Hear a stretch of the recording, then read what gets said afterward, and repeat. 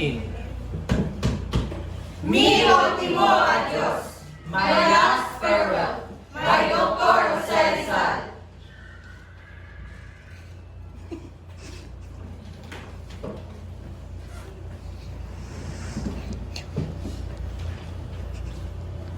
Farewell, my adored land, region of the sun carries, bird of the Orient Sea, our Eden lost.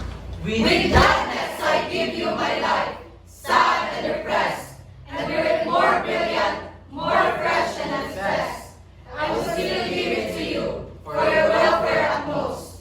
On the field of battle, in the fury of fight, others give you their lives, without pain or hesitancy. The place does not matter, cypress laurel, lily white, scaffold, open field, conflict or martyrdom site.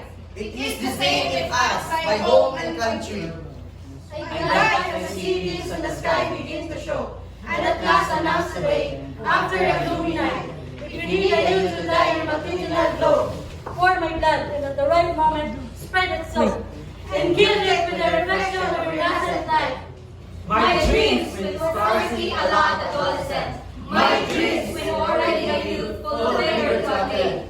Where to see you, gem of the sea of the Orient, your dark eyes bright, smooth brow held to a high plane, without frown, without wrinkles, and a shade without stain.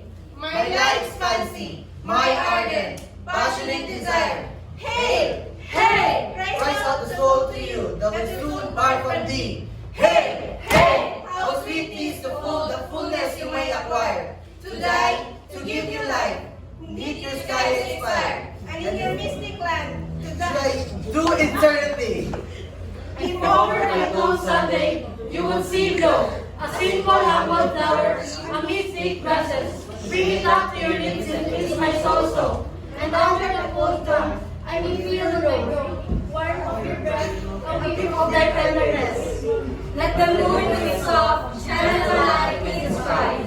Let the dawn send forth its fleeting, brilliant light. In murmur's grave allow the wind to sigh, and should the bird descend on my cross in the light, let the bird intone a song of peace over my sight.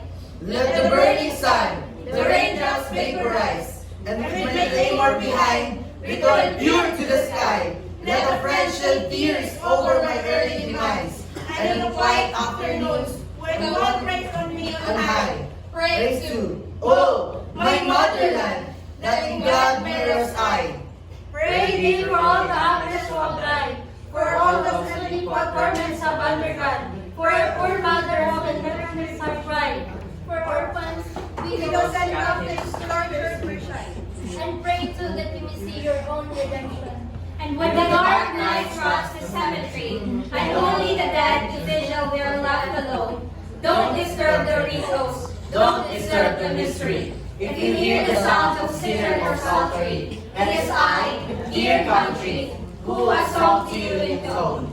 And when my great Bible is no more remembered, with neither cross nor stone to mark its face, let it be plowed by man, with spade, let it be scattered. Then, It doesn't matter that you should forget me, your atmosphere, your skies, your chemistry. By breath and dare not to your ears I shall be. Aroma, lights, use, murmurs, songs, moaning sleep, constantly repeating the essence of the faith I keep. My idolized country, for whom I most bravely pine, dear Philippines, to my last goodbye. Oh, hearken, there I leave all, my parents, loves of mine. I'll go where there are no slaves, tyrants, or hangmen, where fate does not kill and where God alone does reign.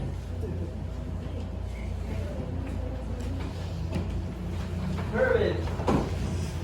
Friends, brothers, beloved by me, friends of my childhood in the home distress. Give things that now I risk from the person day.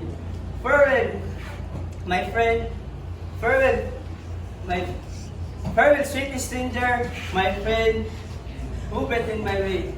Farewell to all I love, to die in histories.